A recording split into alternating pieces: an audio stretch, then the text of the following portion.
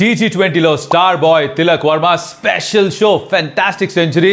In fact ఆ మ్యాచ్లో ఇద్దరు టీమ్స్ కెప్టెన్ కూడా అద్భుతమైన సెంచరీ స్కోర్ చేశాడు. Aman Rao for Warangal warriors and Tilak Varma for Medak falcons.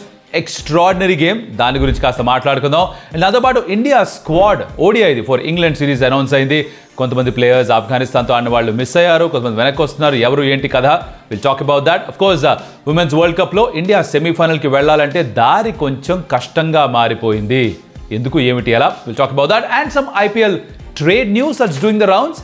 ఎంత నిజం ఉంది, ఏది జరిగే అవకాశాలు ఉన్నాయి, వాటి గురించి మాట్లాడుకుందాం. సో ఎక్కువ ఆలస్యం చేయకుండా let's get started. Welcome to Stump Tales. నా పేరు కౌశిక్. క్విక్గా T20 అప్డేట్లోకి వెళ్ళిపోదాం. నౌ ఫస్ట్ థింగ్స్ ఫస్ట్, రెండో రోజు 2 మ్యాచ్లు జరిగాయి, డబుల్ హెడర్ డే. మధ్యాహ్నం జరిగిన మ్యాచ్ నేను దాని గురించి ఎక్కువ చెప్పను, I just briefly touch upon that. Anurag Nalgonda knights ఆడారు అగెయిన్స్ట్ రంగారెడ్డి రైజర్స్. 189 స్కోర్ చేశారు నైట్స్ అండ్ రంగారెడ్డి రైజర్స్ దాన్ని చేసేశారు. కంఫర్టబుల్గానే చేసి పూర్తయిపోయింది. తనే Thyagaraj and captain of triple Rs, తన నుంచి మంచి హాఫ్ సెంచరీ చూసాం. ఓవరాల్గా మ్యాచ్ కంఫర్టబుల్గా వాళ్ళు గెలిచేశారు. But highlight of the day ఈ మ్యాచ్ కాదు, సాయంత్రం జరిగిన మ్యాచ్. మండే పూట, సోమవారం, it's working day, schools colleges start అయిపోయాయి. ఎంతమంది వచ్చారు తెలుసా రాజీవ్ గాంధీ ఇంటర్నేషనల్ స్టేడియంలో? You will be really surprise. Monday మధ్యాహ్నం అంతమంది ఎక్స్పెక్ట్ చేయలేదు. సాయంత్రం ఇంకా ఎక్కువైపోయారు క్రౌడ్. ఎందుకు అంటే టాస్ టైంలో సర్ప్రైజ్ ఫర్ ఎవ్రీబడి. నాకు తెలీదు మెదక్ ఫాల్కన్స్ వస్తున్నారని తెలుసు, వాళ్ళ క్యాప్టెన్ రవితేజ అని తెలుసు. I was ready for that. Aman Rao captain of Warangal warriors, ఇది నాకు తెలుసు. కానీ టాస్కి వెళ్తే తిలక్ వర్మ టీమ్ జెర్సీలో కనిపించాడు అండ్ ఐ వాజ్ సర్ప్రైజ్డ్. సరే వచ్చాడు, ఆడలే అనుకున్నా, లేదు టాస్కి తనే బయటకు వచ్చాడు. And that's when everybody understood Tilak Varma ఈ మ్యాచ్ ఆడబోతున్నాడు. ముందు రోజు ఇండియా ఏ శ్రీలంక ఏని శ్రీలంకలో జరిగిన ట్రై సిరీస్లో ఓడించి ఫైనల్లో, నెక్స్ట్ డే అంటే ఈ 22 జూన్ పొద్దున్నే శ్రీలంక నుంచి ల్యాండ్ అయ్యి సాయంత్రం వచ్చి మ్యాచ్ ఆడాడు మెదక్ ఫాల్కన్స్కి. That's professionalism at its best. And దీని తర్వాత మళ్ళీ అఫ్కోర్స్ ఇండియన్ టీంతో పాటు ఐర్లాండ్ ఇంగ్లాండ్ టూర్కి వెళ్లాల్సిన సిచ్యువేషన్ ఉంది. తను వైస్ కెప్టెన్ కూడా T20 ఫార్మాట్లో ఇప్పుడు ఇండియాకి. సో ఇక్కడ ఎక్కువ మ్యాచ్లు ఆడే అవకాశం లేదు, బట్ ఉన్న టైంలో కనీసం ఒక మ్యాచ్ అన్న ఆడదాం. మరి నెక్స్ట్ డే కూడా మళ్ళీ మెదక్ ఫాల్కన్స్ మ్యాచ్ ఉంది, ఆడతలేదు ప్రస్తుతానికి, క్లారిటీ లేదు. కానీ ఈ మ్యాచ్ ఆడాడు and what a beautiful performance. Toss అప్పుడు తనతో మాట్లాడుతున్నప్పుడు క్లియర్లీ సెడ్ దాట్ నేను చేద్దాం అనుకుంటున్నాను, నాకు చేయడం ఇష్టం, అదే చేద్దామని ముందుగానే అనుకున్నాం అని. It was the second game on the same pitch. But toss గెలిచిన వరంగల్ వారియర్స్ కెప్టెన్ అమన్ రావ్ ఏమో ఫస్ట్ బ్యాటింగ్ చేస్తామన్నాడు. They did a brilliant job పైది, ఎందుకంటే వాళ్ళు మొదట బ్యాటింగ్ చేస్తూ 258 స్కోర్ చేశారు. నో ఓవరాల్గా ఈ మ్యాచ్లో 517 పరుగులు స్కోర్ అయ్యాయి, 517 runs, 2 centuries from 2 captains of both the sides. And మొదట ఆడుతూ వరంగల్ వారియర్స్ అమన్ రావ్ ఎలా అయితే 32 balls సెంచరీ స్కోర్ చేశాడు. This by the way happens to be the joint fastest century in T20 game, domestic game, specially ఇండియాలో జరుగుతున్న ఈ state wise league మ్యాచెస్లో. ఇంతకు ముందర అనికేత్ వర్మ MP లీగ్లో ఆడుతూ 32 balls సెంచరీ స్కోర్ చేశాడు. దాన్ని మ్యాచ్ చేశాడు అమన్ రావ్. రాజస్థాన్ రాయల్స్ స్క్వాడ్లో ఉండడం తెలుసు, లాస్ట్ సీజన్ లిస్టులో డబుల్ సెంచరీ స్కోర్ చేశాడని తెలుసు. షార్దుల్ ఠాకూర్ సాద్ ముష్తాకరీలో ఫస్ట్ ఓవర్లో 24 స్కోర్ చేశాడు. ఈ కాట్ ఎవ్రీబడీస్ అటెన్షన్. ఆర్ఆర్ స్క్వాడ్లోకి వచ్చి అక్కడ ఆడే అవకాశం రాలేదు. బట్ ఐ థింక్ స్క్వాడ్తో పాటు ఉండడం చాలా హెల్ప్ అయింది తనకి. జోఫ్రా ఆర్చర్, నాండ్రే బర్గర్ లాంటి బౌలర్స్ని ఎదుర్కోవడం, it readied him for greater things. And వచ్చి ఇక్కడ ఎలా అయితే ఆడాడు, just took the bowling apart. ఎక్కడ కూడా సమాధానం లేదు మెదక్ ఫాల్కన్ బౌలర్స్ దగ్గర. అందరికీ ఎవరికి ఇవ్వాల్సిన రేవ్ వాళ్ళకి వేసాడు, ఆ కోటింగ్ ఇచ్చాడు. అండ్ ఈవెన్చువల్గా తను స్కోర్ చేసింది ఎంత అంటే కనుక 142 of 48 డెలివరీస్, 12 4s ఉన్నాయి, 13 6లు ఉన్నాయి, strike rate of 296. It was one of the best knocks. I think ఈ సీజన్లో దీన్ని టాప్ చేయడం కొంచెం కష్టంగా ఉంటుంది. కాకపోతే ఇది గెలుపుకి కారణంగా మారలేదు, బికాజ్ అవతల పక్క 259 చేజ్ అయ్యింది. మెదక్ ఫాల్కన్స్కి నెంబర్ 3లో బ్యాటింగ్ చేయడానికి వచ్చి తిలక్ వర్మ వాళ్ళ క్యాప్టెన్, తను కూడా ఒక అద్భుతమైన సెంచరీ స్కోర్ చేశాడు. ఈ లవ్స్ చేసింగ్ తెలుసు మనకి. ఓడిఐలో మొన్న 5 మ్యాచ్ల్లో 450 స్కోర్ చేశాడు. అయినా కూడా చాలామంది నెమ్మదిగా ఆడుతున్నాడు అని చెప్పి విమర్శలు చేశారు. ఓడిఐ ఫార్మాట్లో కూడా T20లో ఆడాలా? మనమే ఈ రీల్ ఫార్మాట్లో పడిపోయి ఏ ఫార్మాట్ తగ్గట్టుగా ఆ ఫార్మాట్లో ఆడాలని మర్చిపోతున్నాం. మిగతా వాళ్ళు అగ్రెసివ్గా ఆడుతున్నప్పుడు ప్రతి ఒక్కరు ఆడాల్సిన అవసరం ఉండదు. 450 స్కోర్ చేశాడు, ఆ ఫామ్ కంటిన్యూ అయింది. ఇక్కడ ఫార్మాట్ మారంగానే తన ఆడే తీరు కూడా మారిపోయింది. I understand it's not international game, ఇది ఒక IPL గేమ్ కూడా కాదు, స్టాండ్ అంత హైగా ఉండదు. బట్ స్టిల్ తను స్కోర్ చేసిన నాక్ was sensational.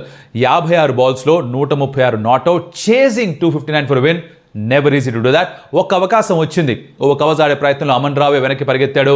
Think Kranti was the other fielder. తను బౌండరీ నుంచి లోపలికి వస్తున్నాడు, ఇద్దరి మధ్యలో కోఆర్డినేషన్ లేదు, కాలింగ్ లేదు, ఆల్మోస్ట్ కొలాడ్ అయ్యారు. క్యాచ్ డ్రాప్ అయింది, బౌండరీ దాకా వెళ్ళిపోయింది. ఒకటే అవకాశం ఇచ్చాడు, మిగతా అంతా కూడా outstanding performance. Because 14 4s, 8 6s, strike rate 243, sensational chase చేస్తున్నప్పుడు ఎవరైతే క్రౌడ్ టాస్ టైంలో చూసి వచ్చారో చూడడానికి లైవ్గా match, I think they thoroughly enjoyed it. 49 రూపాయల టికెట్ లేదా 99 రూపాయల ticket, depending on way of sitting. స్ట్రైట్గా కూర్చుంటే 99, సైడ్స్లో కూర్చుంటే 49. డిస్ట్రిక్ట్ యాప్లో టికెట్స్ దొరుకుతున్నాయి, ప్రతి మ్యాచ్కి టికెట్స్ దొరుకుతాయి. మధ్యాహ్నం మీరు మ్యాచ్ కోసం కొన్నా కూడా సాయంత్రం మ్యాచ్ చూడొచ్చు, మధ్యాహ్నం రాకపోయినా సాయంత్రం మ్యాచ్కి రావచ్చు. 8 గంటల పాటు టికెట్ ఇస్ వ్యాలిడ్, ఎప్పుడు కొనుక్కున్నా సరే రావచ్చు. ఐ థింక్ 49 రూపాయలు, 99 రూపాయలకి ఇంత ఎంటర్టైన్మెంట్ దొరుకుతున్నప్పుడు ఇది సినిమా కంటే చీపర్ ఫర్ షూర్. మల్టీప్లెక్స్కి వెళ్తే ఎంత ఖర్చు అవుతుందో తెలుసు మీకు. ఇక్కడికి వచ్చి ఎంజాయ్ చేస్తున్నారు crowd, next level stuff. DJ అదరగొట్టేస్తున్నాడు, క్రౌడ్ ఎంజాయ్ చేస్తున్నారు. సో అలా ఈ మ్యాచ్ పూర్తి అయిపోయింది. If you miss the game at least catch the highlights if you can. ఇది ఎక్కడ చూడొచ్చు? జియో హాట్స్టార్లో చూడొచ్చు, అలాగే స్టార్ స్పోర్ట్స్ 2 తెలుగు ఛానల్లో కూడా క్యాచ్ చేయొచ్చు టీవీలో అయితే కనుక. That's about TG20 update. Next day కూడా on the 23rd of June double header day. మరోసారి మెదక్ ఫాల్కన్స్ ఈవినింగ్ గేమ్ ఆడుతున్నారు, కానీ తిలక్ వర్మ వస్తా లేదా తెలియదు. డిస్పాయింట్ తెలియగానే నా ఇన్స్టాగ్రామ్లో అప్డేట్ చేస్తా, అందుకని అక్కడ ఫాలో కూడా పెట్టుకుంటే మీకు ఇన్ఫర్మేషన్ వచ్చేస్తుంది. As simple as that. Link కింద డిస్క్రిప్షన్లో పెట్టేస్తాం. మోడ్ పెట్టేస్తాడు మా బ్రో, ఎడిటర్ మా బ్రో. కానీ అమ్మా ఇదిలా అయిపోయిందా, పక్కన పెడదాం. నెక్స్ట్ వద్దాం మన ఇండియన్ టీమ్ న్యూస్ గురించి మాట్లాడడానికి. లాస్ట్ ఐపీఎల్ గురించి మాట్లాడతాను. ఇండియా ODI స్క్వాడ్ అనౌన్స్ చేశారు ఇంగ్లాండ్ టూర్ చేయడానికి. 3 ODIs ఇంగ్లాండ్లో July 14th, 16th and 19th ఆడబోతున్నారు. దీనికి స్క్వాడ్ అనౌన్స్ అయింది. అయితే ఆఫ్ఘనిస్తాన్తో ఆడిన ODI స్క్వాడ్లోంచి కొంతమంది ప్లేయర్స్ లేరు. ఎవరు లేరు? యశస్వి జైస్వాల్ లేడు. ఎందుకు లేడు? సెంచరీ కొట్టే కదా ఉండాలి కదా అని మీరు ఆర్గ్యూ చేయొచ్చు. కాకపోతే తను వచ్చింది స్క్వాడ్లోకి విరాట్ కోహ్లీ ఇంజురీ ఉంది కాబట్టి విరాట్ కోహ్లీని స్క్వాడ్లో యాడ్ చేశారు. కాకపోతే తన ఫిట్నెస్ ఇంకా ప్రూవ్ చేసుకోవాల్సిన అవసరం ఉందా. BCCI centre of excellence Bengaluru, అక్కడ నెక్స్ట్ 1-2 వీక్స్లో తను వచ్చి తన ఫిట్నెస్ క్లియరెన్స్ చేసుకుంటే కనుక టీంతో పాటు జాయిన్ అయిపోతాడు. ఎలాగో ఇంగ్లాండ్లో ఉంటున్నాడు కాబట్టి తనకి ఇంట్లో ఆడినట్టే ఇప్పుడు ఆల్మోస్ట్ అలానే అయిపోయింది కదా. అదొకటి. తర్వాత అక్షర్ పటేల్ మేక్స్ ఎ కమ్బ్యాక్స్. హర్ష్ దూబే స్థానంలో వచ్చాడు. హర్ష్ దూబే ఆఫ్ఘనిస్తాన్తో ఆడాడు, తను ఇక్కడ మ్యాచ్ ఆడట్లేదు. దాని తర్వాత ప్రిన్స్ యాదవ్ ఆడట్లేదు. ప్రిన్స్ యాదవ్ స్థానంలో జస్ప్రీత్ బుమ్రా వచ్చాడు. మిగతా అందరూ యాస్టీస్గా ఉన్నారనమాట. హార్దిక్ పాండ్యా ఎప్పటికీ లేడీ స్క్వాడ్లో. నితీష్ కుమార్ రెడ్డియే is going to be your number 1 medium pace bowling allrounder. So దానికి ఎక్కువ అవకాశాలు వస్తాయనుకుంటే చూద్దాం ఏం జరుగుతుందో. ప్రసిద్ కృష్ణ, గుర్నూర్ బ్రార్, హర్షిత్ రాణా వీళ్ళందరూ ఉన్నారు. హర్షిత్ రాణా ఎలా వచ్చాడరా వెనక్కి అని చాలామంది అడుగుతున్నారు. దీనికి క్విక్గా చెప్పేసే ప్రయత్నం చేస్తాం. ఒకటి ఏంటంటే before he was injured, he was part of the squad. So typical Indian స్క్వాడ్లో ఏం చేస్తారంటే మోస్ట్ ఆఫ్ ద టైమ్స్, 100% కాదు, మోస్ట్ ఆఫ్ ద టైమ్స్ ఎవరైతే ఇంజురీ నుంచి కమ్బ్యాక్ చేస్తారో వాళ్ళు వచ్చి ఆడేస్తారు. కానీ కొంతమంది కేసులో like for example Shami injury అయిన తర్వాత డొమెస్టిక్ ఆడండి ప్రూవ్ చేసుకోండి అంటారు. అది ఇక్కడ హర్షిత్ రాణా కేసులో జరగలేదు. So you can look at it in both directions. But Harshit అందుకనే స్క్వాడ్లో ఉన్నాడు. Let's if he gets a chance to play or not. ఇది స్క్వాడ్కి సంబంధించిన విషయం. ఇది అయిపోయింది. నెక్స్ట్ ఉమెన్స్ వరల్డ్ కప్లో ఏం జరుగుతుంది? సౌత్ ఆఫ్రికాతో ఇండియా మ్యాచ్ ఓడిపోయారు. దాంతో ఇప్పుడు సెమీఫైనల్కి వెళ్ళే దారి కష్టం అయిపోయింది. 2 మ్యాచ్లు మిగిలినాయి. బంగ్లాదేశ్ 1, ఆస్ట్రేలియా 1. 2కి 2 గెలవాలి. 1 ఓడిపోయినా, ఆస్ట్రేలియాతో ఓడిపోయినా కూడా క్వాలిఫై అవడం కష్టం. సౌత్ ఆఫ్రికా 1 మ్యాచ్ గెలిస్తే వాళ్ళు వెళ్ళిపోతారు. 8 పాయింట్లు రావాలి. అప్పటి కూడా నెట్ రన్ రేట్ బాగుండాలి. Right now net run rate బాగుంది బికాజ్ పాకిస్తాన్తో కంఫర్టబుల్ మార్జిన్తో గెలిచారు, నెదర్లాండ్స్తో కంఫర్టబుల్ మార్జిన్తో గెలిచారు కాబట్టి నెట్ రన్ రేట్ బాగుంది. సౌత్ ఆఫ్రికా 5 బాల్స్ మిగిలినగా గెలిచారు కాబట్టి ఎక్కువ దెబ్బ తినలేదు India net run rate. But ఆ మ్యాచ్ ఓడిపోవడం ఐ థింక్ కాస్ట్లీగా మారేట్టుగా అనిపిస్తోంది. You have to win against Bangladesh. More importantly you have to beat Australia. జరుగుతుందా? వెయిట్ చేసి చూద్దాం.